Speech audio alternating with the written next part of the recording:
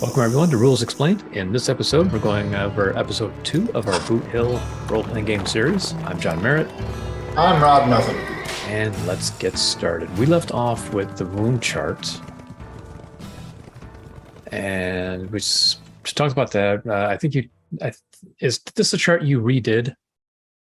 Yes, this is the one that I went ahead and said it would be a lot easier if you just had two D10 rolls to do, one for That's the right. location and then one for the wound. That way you can just roll the 2D10 and get right to the point. Otherwise, you have to roll essentially 4D10, in other words, 2 percentile dice sets, and that can be a little bit cumbersome and slow things down a bit. It could be. So we move into the first blow. With the 6-foot proximity as a requirement, requisite, excuse me, any character can engage in brawling with another character of his choice. So who lands the first blow? He may elect to throw a punch or grapple his opponent. The other party counters with a punch or by grappling. So it looks like we're going to be moving into melee combat now. So punching, Right. how do we punch? Because every good Western needs a good saloon bar fight. Exactly. I was thinking the same exact thing. So if you go to the next page, Because the that's a combat trope in. system, Mhm. yeah, the So, combat system for melees, brawls, if you wish, are very simple. You mhm. simply roll your two dice Uh-huh. and you consult the table. And you either miss or you go ahead and don't hold, depending on what you're trying to do, punching or grappling. And it tells the effect as far as damage or what happens to your opponent. It's a very elegant system. I use that word a lot because I like elegant systems. I like systems that kind of get to the point right away without needing multiple dice rolls to tell you what's going on. That's Yes. why I had one problem with the previous chart because it had too many dice rolls in it. So it wasn't, quote unquote elegant. This one is you roll your 2d10 and you know exactly what happened to you and you know what happened to your opponent. The downside is there's no real skill involved here. So if you have somebody who is a boxer from the East or whatever, there's no way in the game to go ahead and simulate that. You'd probably have to go ahead and just as a referee say, well, I'll give you a +1 to your punching table, or if you happen to be a wrestler, a +1 to the grappling table. So then I roll a d20. Do I add anything to this? No, 2d10, the game doesn't use anything but two 10-sided dice, but no, there is nothing added unless, as you can see, you're under the effect of some sort of penalty or bonus. Like, for example, if my character tries to punch your character and I roll a 2 on Uh-huh. my 2d10, you'll notice there's a miss, but not only that, you as my opponent, because I missed so badly, get a +2 on your punch or grappling table next round. I So you gotcha. turn around and you roll an 18. +2 is a 20. So as you can Haymaker. see, yep, haymaker, I just took a lot of damage and I'm at -3 for my roll next round. Hmm. So grappling. So we've punched each other, but I've decided to tackle you. Yep. Same thing. Yep, same thing. Roll your 2d10, and that determines if there's any sort of damage being applied or if there's any sort of hold. And if you have to try to escape from that hold, and there's only certain roles that will allow you to escape from a hold, and they are self-explanatory. Either they're in bold or it tells you escape Hmm. or break hold. Seems pretty simple. We Straightforward. start to move into the advanced rules. So that's So the. if I'm Yeah, sorry. Go on. if you go ahead and just take the basic rules into account, you only have a skirmish game. You have two things going on: punching and grappling, brawling, or you have shooting. There's not much else going on in that game. So the advanced rules are trying to go ahead and expand the game more into a role-playing game, Hmm. I suppose. So we have advanced movement. So how's movement done? Is it just okay? Looks like inches, hookboard, Yes. wagon. So this is okay. Probably a grid board, like a Mhm. hex or something. Yes, the game comes with a map. If you bought the box game, it comes with a map with a square grid on it, and you maneuver your guys across the town or whatever the case may be, and that will determine how many spaces you move. So it's easily translated. It's kind of like a Savage Worlds game where an inch equals a square. So either way you do it, it's a very user-friendly game with miniatures or with counters, without maps or with maps. Okay, so firing during movements. And then we have firing at mounted targets. So you're on your horse, you're running along, you're shooting somebody. How is that different than the basic combat? Well, it just means now you have another series of dice to roll to see who you actually hit. Did you hit the rider or did you hit the horse? So is this on top of after you shoot? So Yeah. shooting is the same. Yep. Okay, it's just the results might vary. Yeah, and if you had a clever referee like myself, for example, instead of rolling a percentile dice 1 through 60 or 61 through 100, why not just make it a D10, 1 through 6 and 7 through 10? It doesn't have the exact percentages of the percentile, but it at least gets you away from having to roll multiple dice all the time. And again, if you're firing at somebody on a horse, you could roll 3d10, and the red die would represent did you hit the horse or the guy, and then the other die would represent where you actually hit and the damage you inflicted, regardless of which one you hit. All right, so then we move into arrows. I forgot about bow and arrows. Yep, the Native Americans can go ahead and shoot their arrows in an arc, and they can go ahead and bypass cover, or even if you really had a good referee, perhaps even shoot at somebody who can't even see. See, and then we move into cavalry. Oh, minor character morale. So apparently if you have some NPCs that are minor characters, there's a chance they could run away. Exactly. Running away, not fighting, or perhaps even just doubling up and puking on the side of the path. Let's see, our Indian war parties. Then we move into the optional rules. Want to use them? Use them. If not, don't. They're optional. See, the alternate first shot determination. So what's this alternate first shot determination? There are a lot of steps in this. This is if you want to go ahead and play out a gunfight, one frame of the movie at a time, slow motion if you wish, and you just go ahead and take each shot, and each shot occurs a specific step, and so on and so forth. TSR kind of like to do that sort of thing with a lot of their games. They tried to break it down into specific segments or specific moments of time where you would do this. As a matter of fact, the third edition of Boot Hill has 2 different combat systems that are official. They're not even optional. You're either firing at long range or you're engaging in this 1 second by 1 second, gunfire. It's a bit tedious. Yeah, it's for the people who are really into the Wild West, genre and want to go ahead and know where every shot is going and how every shot is going. Where each individual bullet landed. Exactly. But if you're just looking for a quick, movie or TV show, I think that would be, again, an optional you would not use. All right, so sharpshooting. These are our snipers, our crack shots. I threw a glass up and I'm going to shoot it. Yep. Or I threw a plate in the air. All the time in those Western movies. Then we have stunning. Just in case you want to knock people out. And again, we got some role-playing rules. We have a little bit of background for Native Americans, Indians, and of course, we also have cavalry in the previous section. Now we start talking about intoxication and professional gamblers. Some of the tropes that are common to Western games, including dynamite. Oh yes, must have a dynamite. So how does dynamite work? Looks like number of sticks, however many you put in there. What are these numbers? Distance from explosion in inches or spaces. Yep. So how does this work?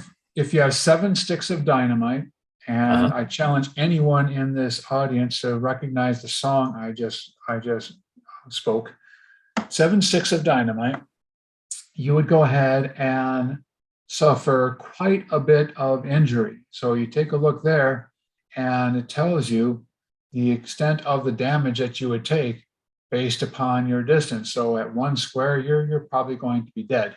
Yeah, you're dead. And so on and so forth. So pretty much all of them, except for maybe 6 maybe 4+. You have to get kind of far away.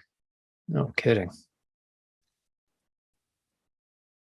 Okay, and then we move on to misfires. Again, an added level of realism for those of you who want to know what the difference between, the single action revolver and perhaps a scattergun when it comes to its chance of not performing as it should.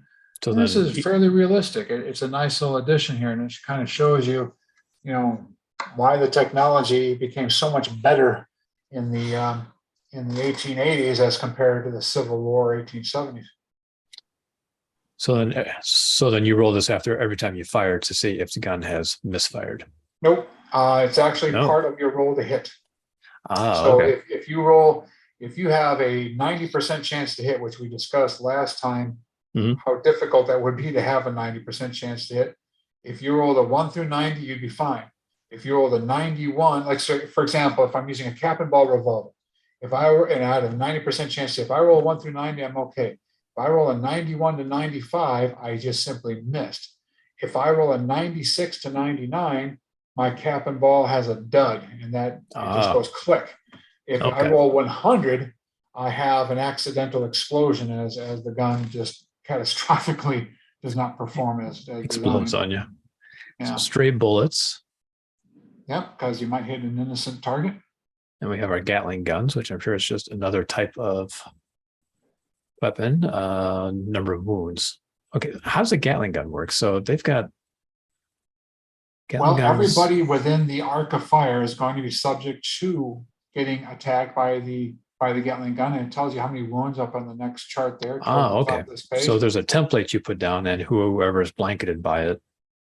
And depending on the range, will tell you how many wounds you will take, from that Gatling gun. And then for each bullet that hits you, you roll for location and intensity and go from there. So a Gatling gun is again quite interesting. But notice again, it jams quite frequently, and that was also a problem with the Gatling guns. People always ask, why didn't the Gatling gun get used more often? And blah blah blah, this blah blah blah. Well, it was not exactly the most, it was not exactly the most reliable weapon.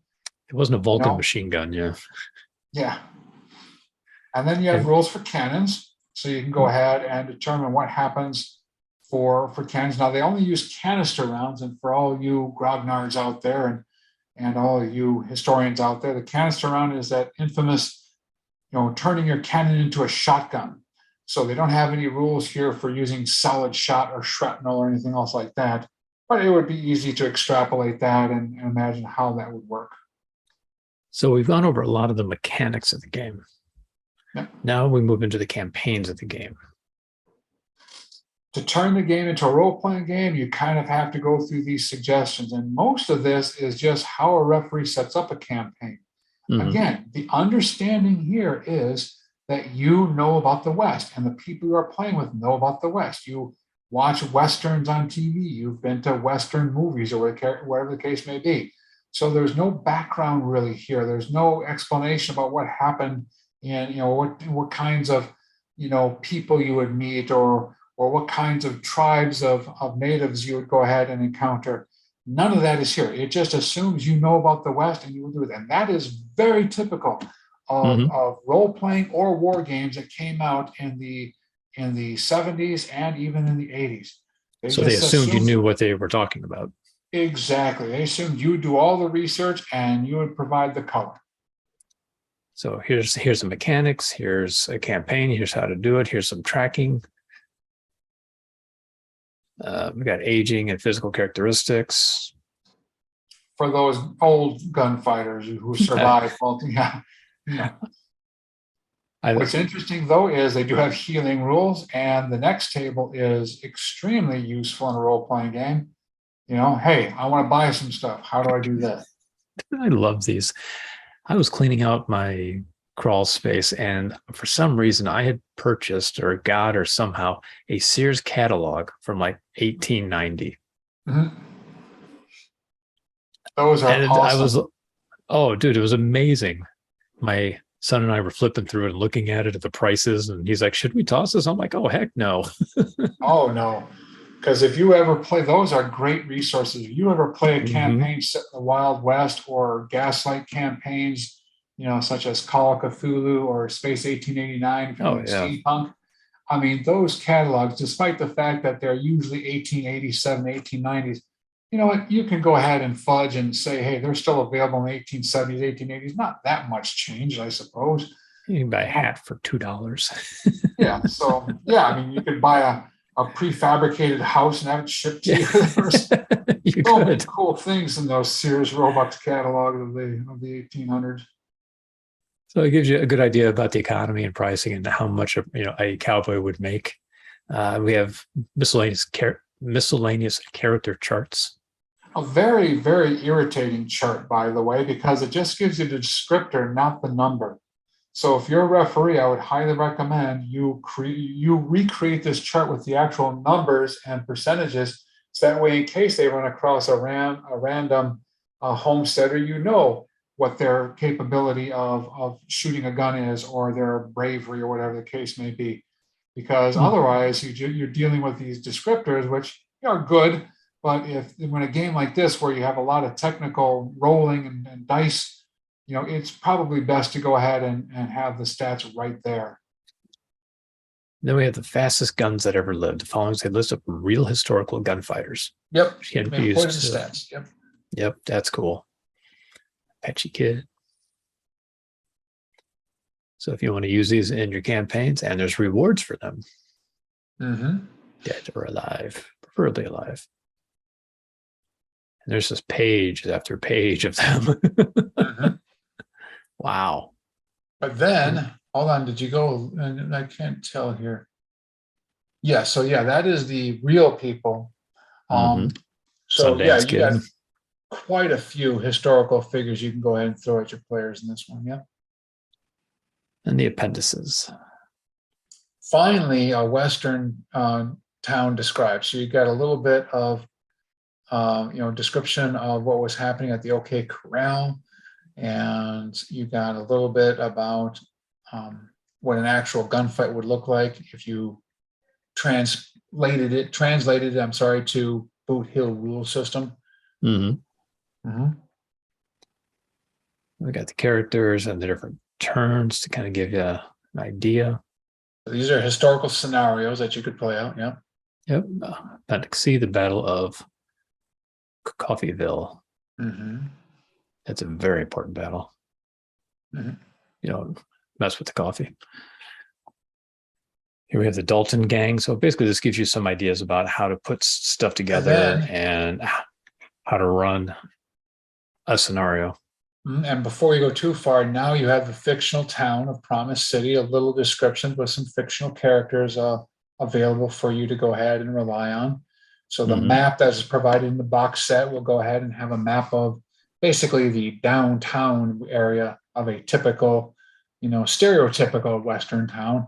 And it gives you an idea about what, historical people might, wander through this fictional El Dorado County. And if you scroll down, then they'll give you some NPCs, and many of these NPCs, fictional NPCs, were the actual playtesters and other role players, like Gary Gygax as his character in here, Luke Gygax, Luke Hardiman, and a whole bunch of other in-house people from TSR would have their own characters here. That's funny. Now it's really cool. In one of the supplements, before you keep going, there one of the Dragon magazines that came out, actually might have been a strategic review first.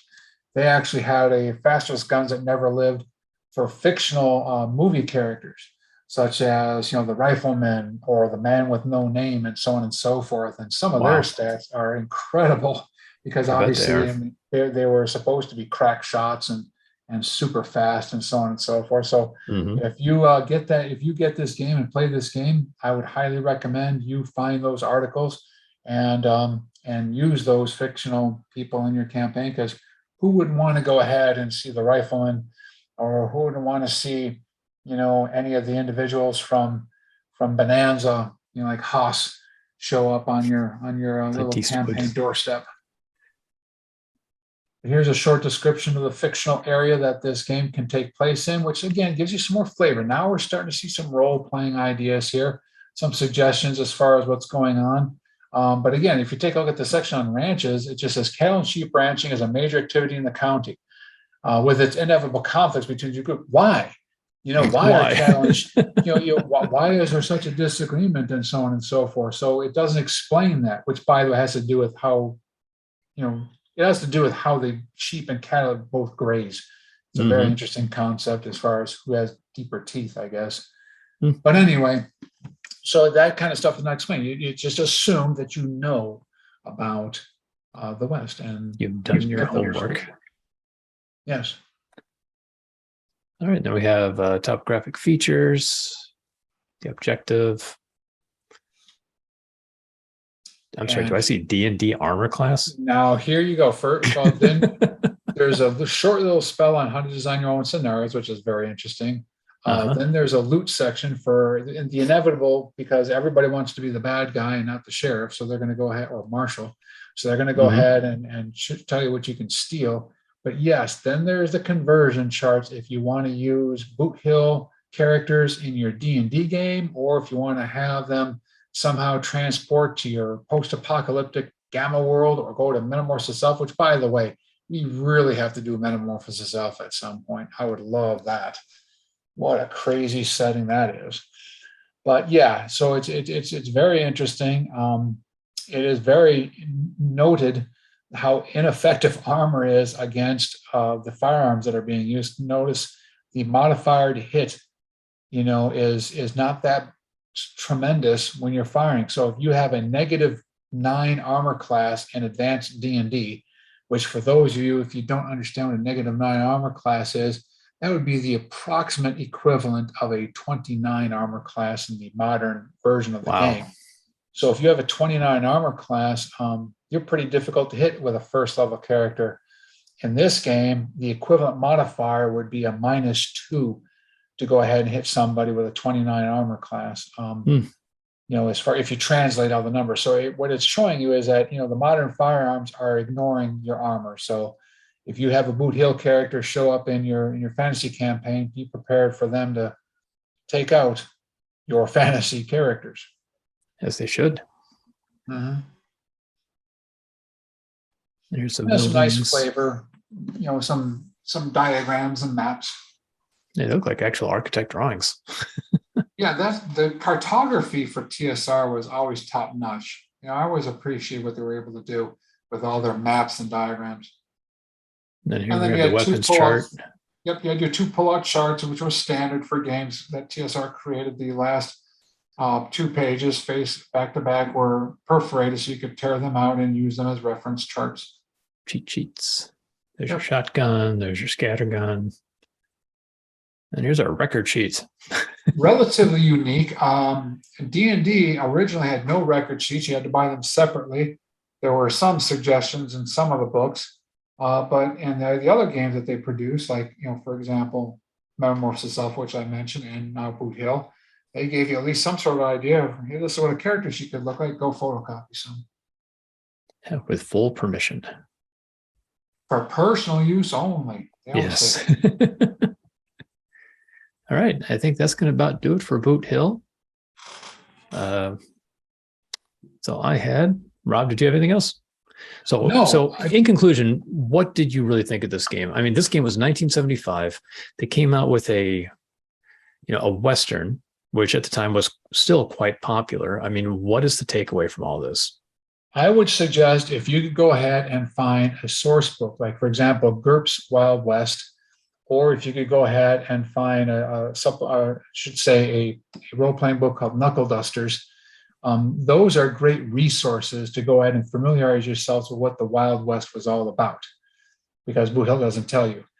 But those games are, like, for example, GURPS, as good as they are, they're not as quick and intuitive in many ways as Boot Hill was.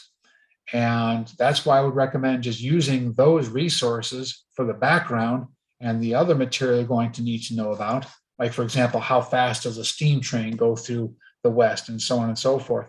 Those would be good resources. But I just think Boot Hill, with some minor modifications, was a very good game. If you really wanted to go ahead and and have a game that was a little bit more meaty. You could get the Boot Hill third edition, which included things like skills and other background material to help you in setting up your campaign. But it's good. It has its flaws, but basically, what game doesn't? The one you create next won't have any flaws. Guys, I think that's going to about do it. I'm John Merritt. I'm Rob Nothing. Thanks for listening. Adios.